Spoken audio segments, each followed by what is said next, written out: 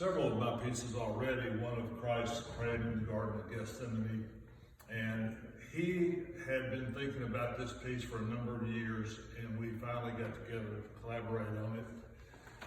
And it's turned out to be probably one of the most powerful and emotional pieces I think I've ever been a part of. He wanted to tell the story of the life and ministry of Simon Peter, one of the disciples, the rock, as Jesus called him. And the thing about Peter that everyone can relate to was that he was the passionate disciple, and he was quick to pronounce his loyalty and love for Christ, but he also was human, and he failed miserably so many times when the pressure really got to him, and in critical moments, until he went through his transformation, which is really the central focus of this piece. So we wanted to show several events throughout the life of Peter,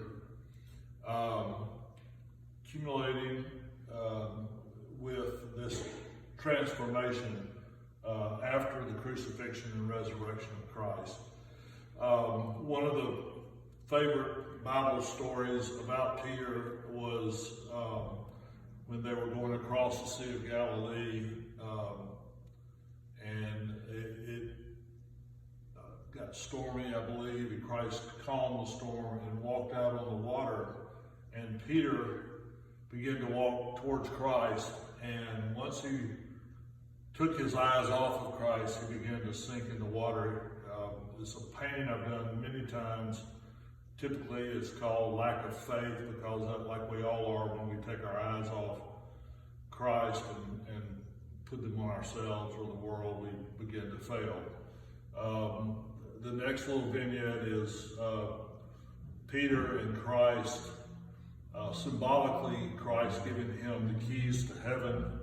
The chalice and the loaf of bread are symbolic, obviously, of the Last Supper, and excrements of communion, of the blood of Christ, and the bread representing his body. The next vignette is Christ washing the feet of the disciples, which Peter objected to profusely. It goes on up here to and one of Peter's, I think, really big failures was his denial of Christ when he was arrested by the Sanhedrin, and he denied Christ 3 times, and this obviously showing him where he's in just total disappointment of himself. On up is the empty tomb and the abstraction of the crucifixion. It was Peter and John that ran to the tomb after the 3rd day and found it empty. Up in the left-hand corner is the crucifixion, symbolic of crucifixion, and the ascension, with the angels of heaven protecting him and being by his side.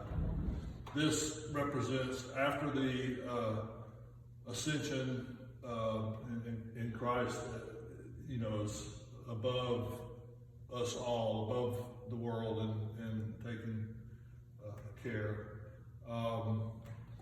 This was Peter, James, and John, I believe, on the 3rd sighting of Christ, when he was on the beach and he was cooking.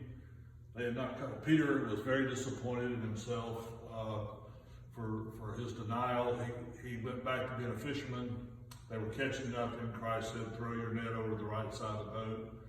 And they admittedly, the nets were filled with 153 different species of fish, which Mr. Wallace does a wonderful narrative of what that number represents as far as the tribes of Israel, I believe.